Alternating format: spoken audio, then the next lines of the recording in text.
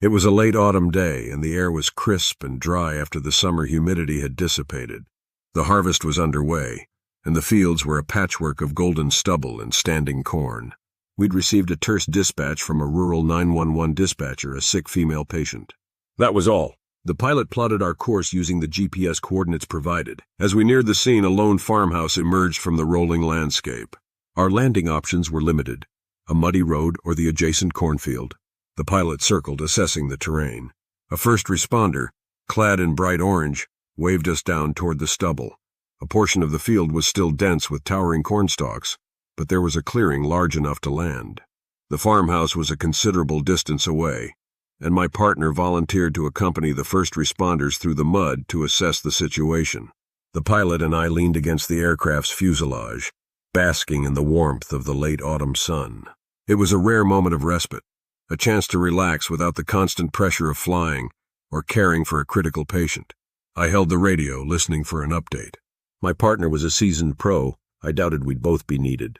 A piercing scream and the rustle of cornstalks behind the aircraft shattered our tranquility. We tensed, turning simultaneously, uncertain of what horror awaited. Our patient burst through the corn, pursued by the local sheriff and deputy. They deftly tackled her a few feet from the aircraft's open door. Moments later, our nurse paramedic emerged from the stalks, panting, and doubled over. We exchanged incredulous glances. Within seconds, the patient began to seize. It wasn't a minor twitch or shake. It was a full-body tonic-clonic seizure, her limbs flailing wildly as if battling an unseen foe. I raced through the differential diagnosis: substance abuse, seizure disorder, head injury, and more. We sprang into action, aided by the sheriff's deputy.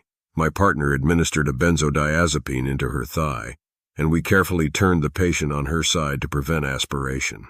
The medication took effect, the convulsions subsided, and the pilot hoisted her onto the cot inside the aircraft. We quickly applied monitoring leads, oxygen, and restraints, preparing for the flight. As the pilot revved the engines, we noticed a disturbing amount of blood in the patient's groin area. Was this a trauma case? My partner lifted her nightgown, revealing a torrent of vaginal bleeding and a swollen, tender abdomen. I spotted 2 hospital bracelets on her wrist, realizing with a jolt that she was likely postpartum. This crucial detail transformed the situation. The seizure, vaginal bleeding, and double bracelets were a Sherlock Holmesian puzzle. The diagnosis: eclampsia. This pregnancy-specific condition wreaks havoc on the body's vascular system. Blood pressure skyrockets, leading to a cascade of problems: leaky capillaries, kidney damage, severe headaches, and seizures. We checked her blood sugar and oxygen levels. Both were normal. But her blood pressure was dangerously high, 198, 115. We moved with practiced efficiency, the rhythmic beep of the heart monitor becoming inaudible as the pilot pulled up on the collective. An IV was quickly inserted, and a generous dose of sedatives and magnesium was administered. It was a textbook case, a medical anomaly I'd yet to witness in the chaotic confines of the emergency department. The coppery scent of blood, mingled with the acrid aroma of jet fuel, clung to our nostrils like an unwelcome guest.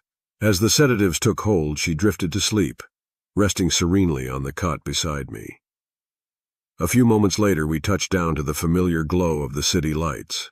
Our patient was transferred to the waiting OB/GYN team, a serene moment that seemed worlds away from the adrenaline-fueled chaos we had just left behind. The uneventful birth of her child days before at this same hospital was a testament to the delicate balance of life and death, a fragile equilibrium that can be so easily disrupted. In emergency medicine, unpredictability is the constant. Quick thinking, deductive reasoning with incomplete information, and decisive action will make or break the day.